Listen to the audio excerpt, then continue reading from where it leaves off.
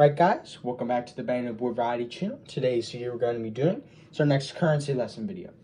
So I know I said we'd be taking a break from this for a while, but I got my inquiry filled, so I just figured I'd print a note or two for our next couple of videos, or maybe it might just be only this video, but who knows, or I don't know yet. So the last video we covered the March 3rd, 1863 1-year note. In this video, we're going to be covering the March 3rd, 1863 2-year note. As I mentioned in the last video, I wouldn't be printing another back design.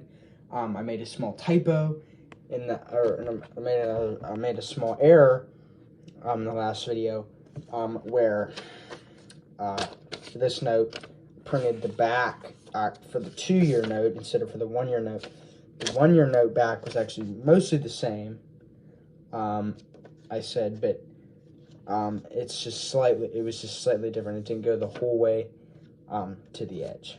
But sadly, it was just the error that I made. So now we have the right back for the note that we're going to be talking about today. It's basically the same back design, but this is actually the back design for the 2-year note. But that's the one we're going to be talking about today. So, without further ado, let's get into it. So, March 3rd, 1863, 5% interest over 2 years. So, on this note, we have a seated woman, vignette by John W. Casalier, and it's known as Caduceus. Let's see here. So we have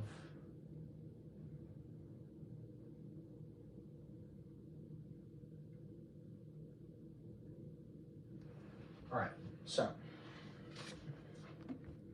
we have Caduceus right here. All allegorical figures on these notes, no government figures or old presidents or anything. So we have Caduceus. This was titled by John W. Casalier. Justice was Shield, engraved by Charles Burt, also known as just Justice. And then we have Loyalty here. Same loyalty that was on the previous 1-year note. Loyalty. Okay? Alright, so with that being said, there's a little information on one of these. So,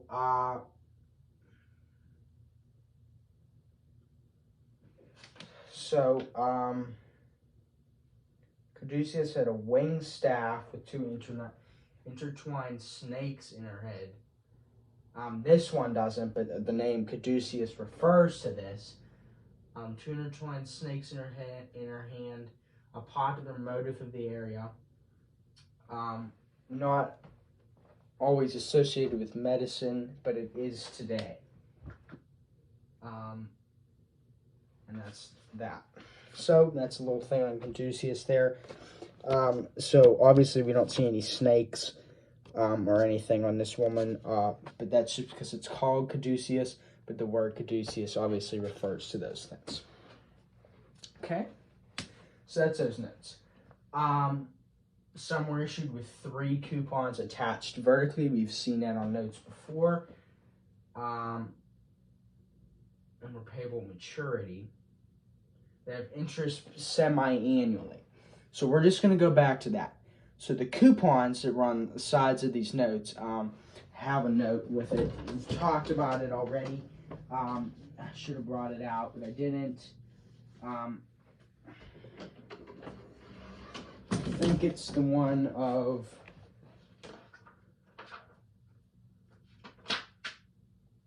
July 17th, 1861. These 2 coupons on the sides, these were payable semi-annually. So what that means is every 6 months or twice a year. So basically, these coupons that were on the side of the note, they may have 3 to 5. These notes, a couple of these, probably I don't think any of these notes have any of the coupons that were on them left, because they had all been clipped off. But basically, those were clipped off every 6 months and paid. So basically, if you had coupons on the note, it would increase the amount of money and interest collected off of that note, obviously. So you obviously have $50 in the interest that would collect, plus 6% or 5% interest coupons on the side that could be clipped off before the maturity of the note. What it means by maturity is that just when the note's time to be redeemed came, and that was referred to as maturity. So others were issued without coupons, and those notes were just paid with their maturity. So if they were a 1-year note, or if they were 2-year notes, which they all were, after the end of 2 years, they get paid off. If they had coupons, 6 months, they'd be clipped off. Those would be paid. And then once the 2-year period came, the whole note was given in and redeemed. So that's why some notes that may have had coupons on them already, they have been clipped off already because of their being redeemed. Okay? So that's about it for the information on that. We're going to go to values now. Again, just auction values, if any values at all. So we're going to look at the back real quick. So the back, just 250 counters, and the redemption clause up here, and the punishment for counterfeiting below.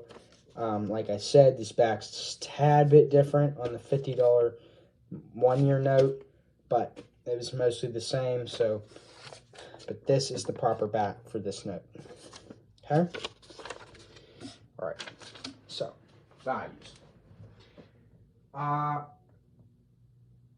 Probably about 8 known.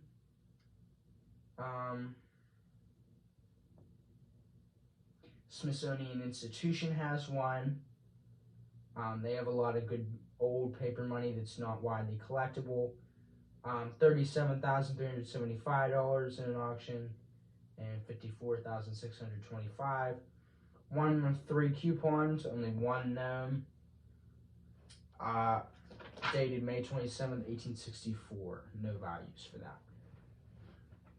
In the smaller book, it does not give me any values. It just tells me that there are 7 of these known. So, very scarce. Obviously not going to be obtainable by casual collectors. But, either way, another piece of history talked about today. So anyway, guys, that's going to be it for today's video. So please like, subscribe, so it helps out the Banging Boy Writing channel. Stay tuned for more currency lesson. I'm going to be moving into our Resistance Story episode after we finish uploading the Minecraft videos.